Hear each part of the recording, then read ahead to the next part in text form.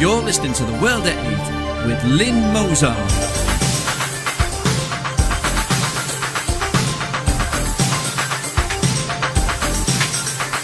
The World at 8, the number one in nationalist news.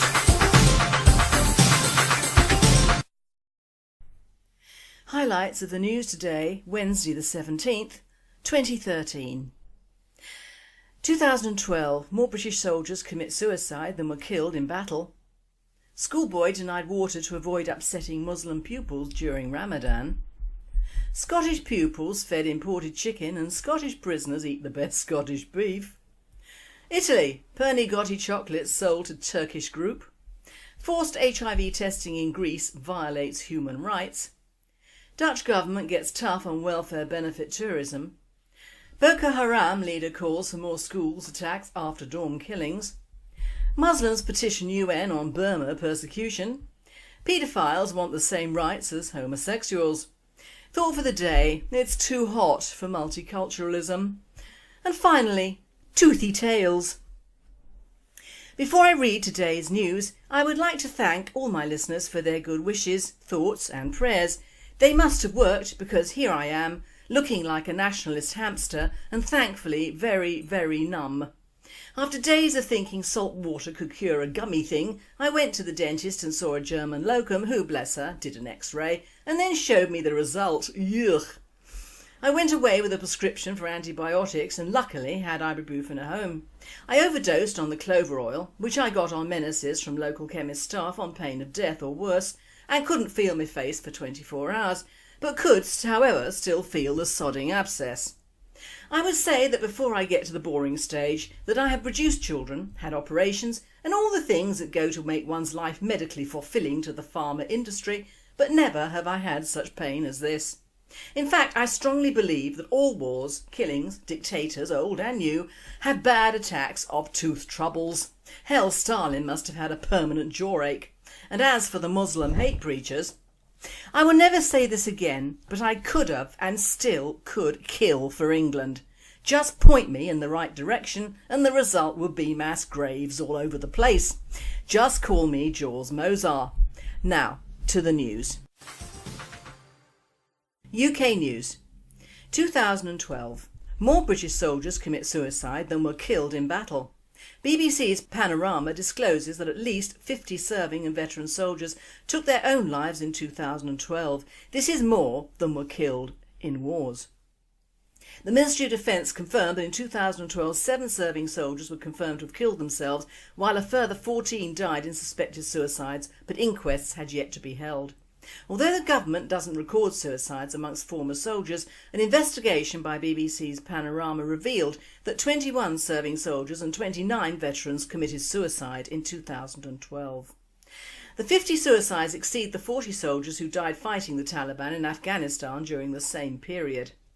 World at 8 says, "We should appreciate our armed forces much more than we do. In fact, we need all the ex-soldiers to join the British National Party to form a much-needed force which we Brits will need in the future. We should take monies from the EU to do it as well. All European countries should have their own standing army as a matter of course." Schoolboy denied water to avoid upsetting Muslim pupils during Ramadan. Many pupils at Charles Dickens Primary School, Portsmouth, Hampshire, are fasting during Ramadan, which means they refrain from taking food or water between sunrise and sunset for around 30 days, depending on the moon. Cora Blagden, 32, claimed a teacher at St Luke's School refused to let the 10-year-old drink from his water bottle because it was unfair to fasting classmates. Mother of 4, Cora said, "Just before bedtime me and my sons Luke 10 and Alfie 8 were talking about Ramadan as we'd seen it on the news. Luke said to me he was told he wasn't allowed to drink in class by his teacher. The reason being a child who was fasting had a headache and the teacher said it would be unfair if the other children drank in front of the pupil. The teacher, who has not been named, made the ruling on Thursday last week when temperatures soared to 28 degrees. Ms Blagden confronted Deputy Head Lisa Florence before the lessons began last Friday and was given a verbal apology for the incident. The school said there was no ban on children from other religions having food and drink during Ramadan, but refused to comment on this individual case. Portsmouth City Council, who run the 300-pupil school, also declined to comment.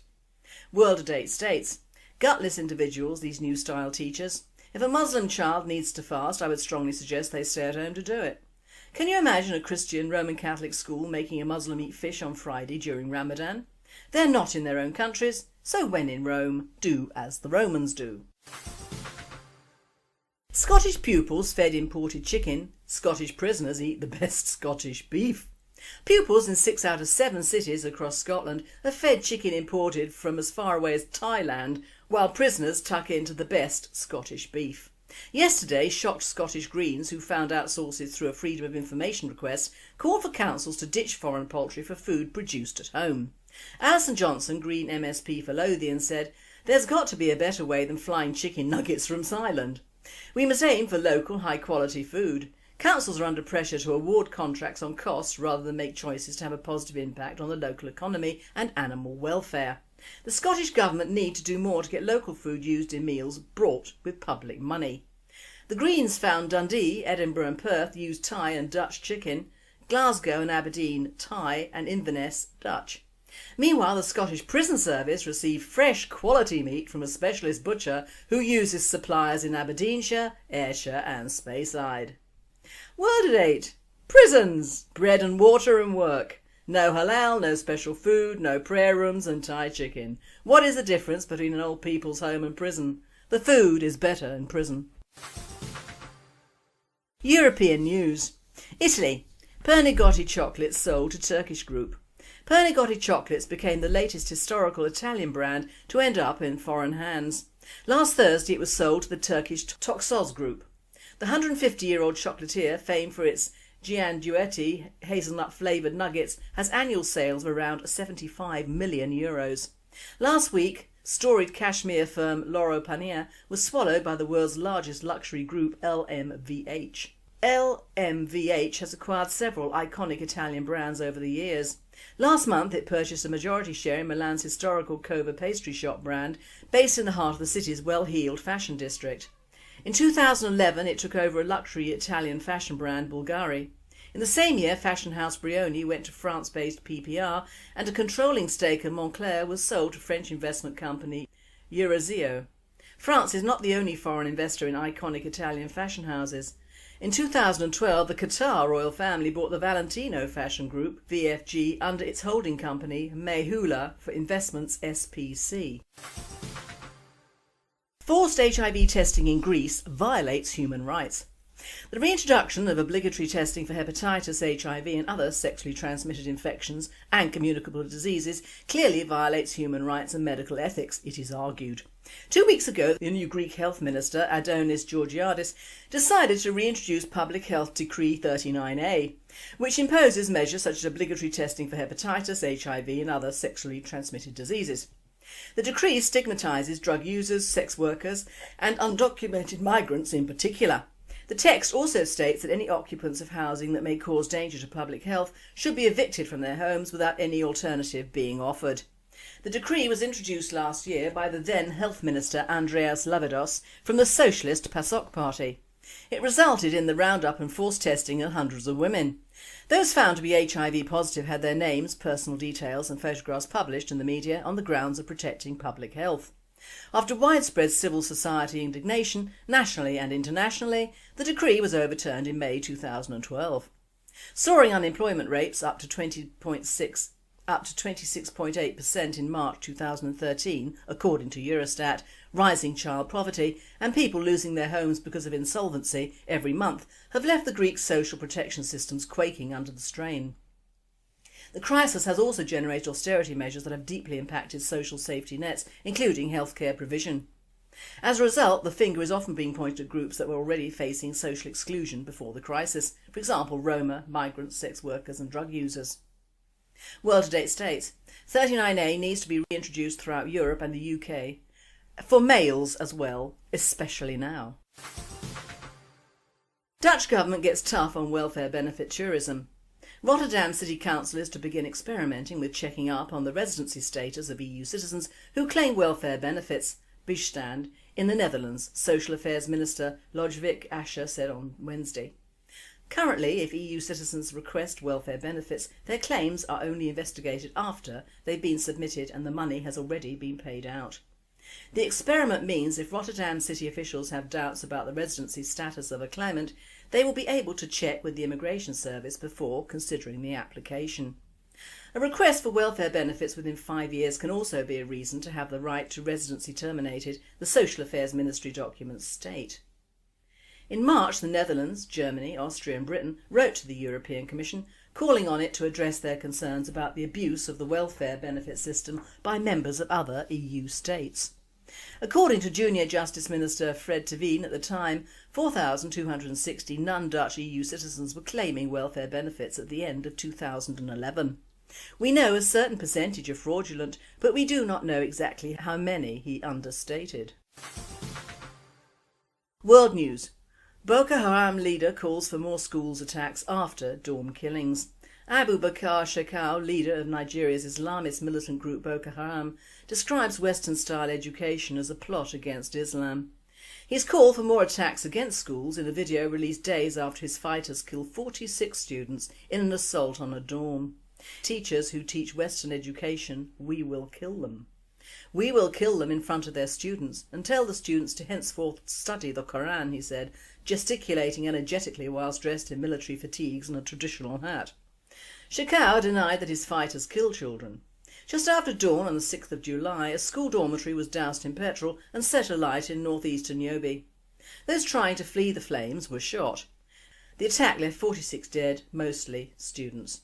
More than 300 classrooms have been torched in the remote, arid state since 2009, according to official counts. Muslims petition UN on Burma persecution. Cairo. Muslim states have petitioned UN Secretary General Ban Ki-moon to take an action against Burma over ongoing attacks against Muslims in the Buddhist majority country. Myanmar, Burma, is having a honeymoon with the world, Saudi Arabia's UN ambassador Abdullah al-Mulalemi was quoted as saying by Agence France Presse on Thursday, July the 11th. The only problem is that the honeymoon is being built on the bodies of the Muslim victims in that country. The Saudi ambassador and other delegates of members of the Umbrella Organisation of Islamic Cooperation met Ban on Wednesday to demand more action by the United Nations over attacks against Muslims in Burma. Burmese Muslims have been facing repeated attacks by the Buddhist majority in recent months. World Date says, good, it's about time the boot was on the other foot. Paedophiles want the same rights as homosexuals. Using the same tactics used by gay rights activists, paedophiles have begun to seek similar status, arguing their desire for children is a sexual orientation no different than heterosexual or homosexuals. Critics of the homosexual lifestyle have long claimed that once it became acceptable to identify homosexuality as simply an alternative lifestyle or sexual orientation, logically nothing would be off limits. Gay advocates have taken offence at such a position, insisting this would never happen. However, psychiatrists are now beginning to advocate redefining paedophilia in the same way homosexuality was redefined several years ago. In 1973, the American Psychiatric Association declassified homosexuality from its list of mental disorders. A group of psychiatrists with B4U Act recently held a symposium proposing a new definition of paedophilia in the Diagnostic and Statistical Manual of Mental Health Disorders of the APA. Thought for the day. It's too bloody hot, isn't it? I may not be on tip-top condition now, but I feel it's just too hot for multiculturalism in all its finite forms. Take our soaps, for example. Now, I know a goodly proportion of my listeners feel that they are too intelligent for the soaps, and they're right, but I, however, am obviously not. But even I am finding the storylines in a couple of them wearing thin. I feel we nationalists might as well be hung for lambs as sheep, so we'll come right out with it. I still feel that although soaps per se have to reflect the state of a nation, they actually don't. They daren't, as they would not get on the air if they told a true story. So they err on the side of politically correct crap, and believe me, it is. In EastEnders, one of the two I follow, having given up with Emmerdale since everyone in it is either the village idiot or multi-ethnic trying to pass as white. Now, since EastEnders, which by rights should be known as ethnic benders and have totally non-English players, they have demurred to BBC Speak and keep the Muslim family, broken up though it is, on the sidelines, and brought in a half-black illegitimate daughter of one of the more mature white ladies with a ghastly black son who can't speak without "in it" at the end, and an ex-black partner, who must be the ugliest black actor who can't act I have ever seen. In fact, I fast forward all their scenes on principle because they are so incredibly awful. I'm just hoping they emigrate somewhere far away from the square and find the discord they so justly deserve. Now, Coronation Street, or Coro as fondly known, has always steered clear of the awful and terrible blight on humanity known as racism, without which all the peoples in all the world would be happy hippos and probably high on drugs, so they wouldn't care anyway who they had to live near. But that dreaded word has come into Coro in the most ridiculous way. And of course in the Rover's return. Well, no one would take any notice in Roy's calf, would they? Coro is getting very up to the minute and naughty with trannies, lesbos, murders, adultery and now racists. Poor old Paul the fireman, he of the dead balmy wife and girlfriend with a slightly ethnic son, has dropped a clanger in pub. Well, shake my ferrets and doff my cloth cap, mateys. He happened to say to taxi driver Lloyd, whomever of some space trek fame, who is proudly half black, "Why do these people always go to the black side when they're half white? Obama." That he was not playing the white man. Oh my God. The entire studio must have been in an uproar. The few remaining short dreads on his head almost took off, and of course his newly found daughter, who is carrying on a lesbian affair with the uglier daughter of Michelle Lavelle, say no more, and is judging from her mother, Lloyd's old bit on the side, who is large, black and usually nasty, so don't really know what percentage of colour there is or isn't, but she appears to be black to me, and of course like all black women are portrayed as having large chips on their shoulders, probably from the old days of slavery and white owners, to which this crew adhere to with monotonous regularity. Of course they nearly popped their clogs. White man alert, you mustn't mention white man to black man, exterminate, exterminate. I almost expected to see the Daleks, which, actually on a personal note, I want to be when I die. Just rig my head into a Dalek suit and let me go. Davros Mozart, here I come. Trundled out from the bar and killed poor old Paul without trial. He had said the dreaded words, white. Of course the writers are trying to bolster the figures, and if they can do so using the race card, they will. Whereupon large black woman, Leslie daughter and Lloyd nearly fainted. Paul laughed and Lloyd then called him a racist. Oh dear. Oh, very dear, ha ha. At this time, suffering though I was laughing so hard I almost fell off the settee where I was not doing the Monday World at 8. It has of course now blown out of all proportion, with Lloyd taking it out on everyone. Paul looking very persecuted and made to look like a member, quote, of the National Front. Get real, the NF would never have him, mateys. I'm glad the writers steered clear of the British National Party, as it's well known we welcome all to our party and shores, of course. Paul said he wouldn't apologise because it would mean he was admitting he was a racist, and Lloyd seemed to be almost clenching his fist in a Malcolm X kind of way. When will this prat admit he's half white, so why the bother? Another point is, why do they, on TV adverts, plays and series, seem to show black men with white girls all the time? This is sheer propaganda, as is the fact that on TV at least all of the part white and black people marry or shack up with full-blooded black people. Were their parents that bad? Part Asians seem to go for white men, which they obviously view as a slightly better bet than reverting to type. Ethnicity has always fascinated me, and despite the no-go areas nowadays, which errs on the side of ignoring a person's ethnicity because one might offend, why? Even our poor children are being taught the way of common purpose and the machine men, and whilst doing so are missing out on their own culture and identities, whilst being forced to embrace and ignore foreign ones. A dualism not found in the Middle or the Far East. That term, not playing or acting the white man, has been around for donkey's years, as indeed a black man's behind is never fair, which has also been misquoted for the truly bigoted. They're terms of endearment, they are not racist in any sense of the word.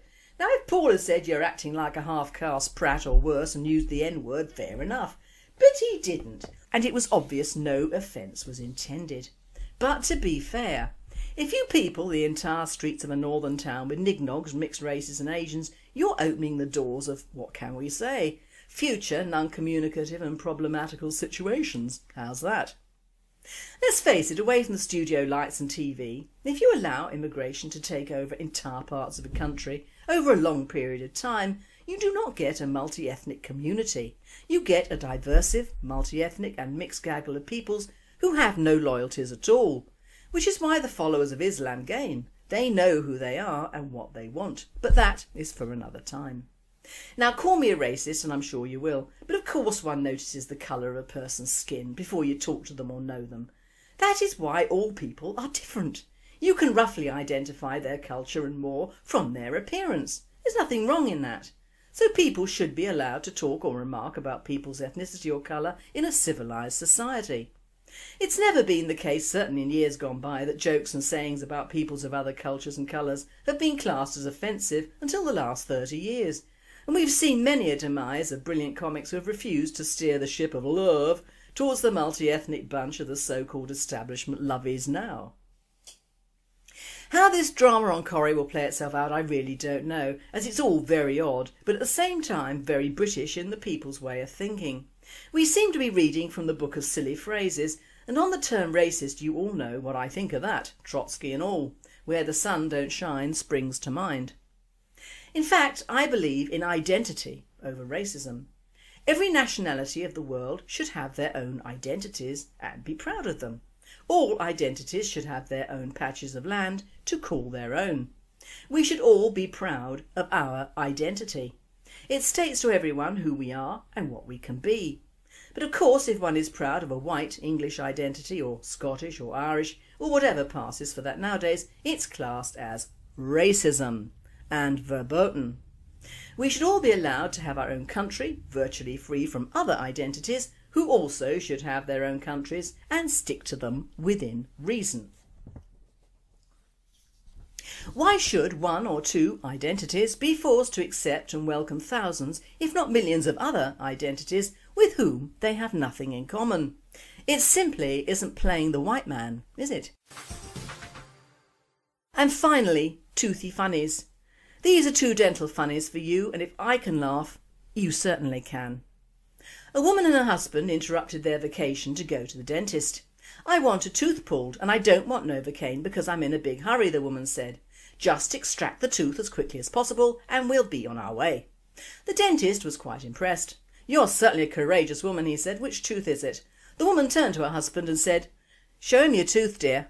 And not to be left out. A man walks into the dentist's office and after the dentist examines him he says, That tooth has got to come out.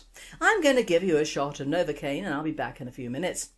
The man grabs the dentist's arm. No way. I hate needles and I'm not having any shot. So the dentist says, OK, we'll have to go with the gas. The man replies, Absolutely not. It makes me very sick for a couple of days. I'm not having gas. So the dentist steps up and comes back with a glass of water. Here, he says, take this pill. The man asks, What is it? The dentist replies, Viagra. The man looks surprised. Will that kill the pain? He asks. No, replies the dentist, but it'll give you something to hang on to while I pull your tooth. This presenter says, Don't blame me, blame the oil of cloves.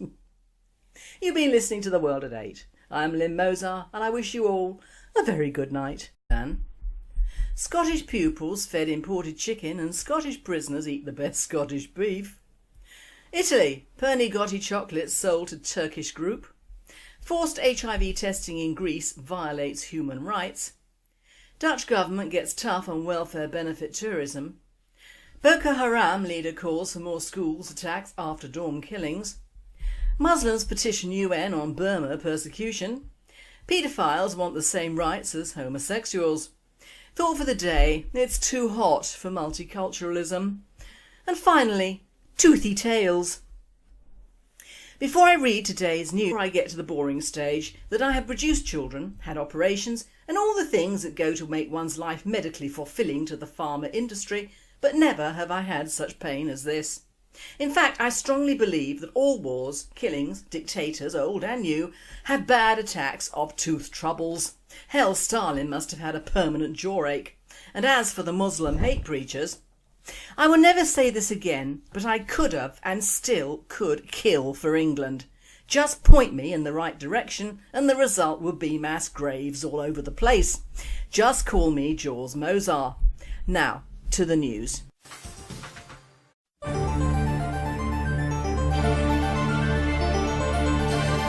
You're listening to The World at 8 with Lynn Mozart.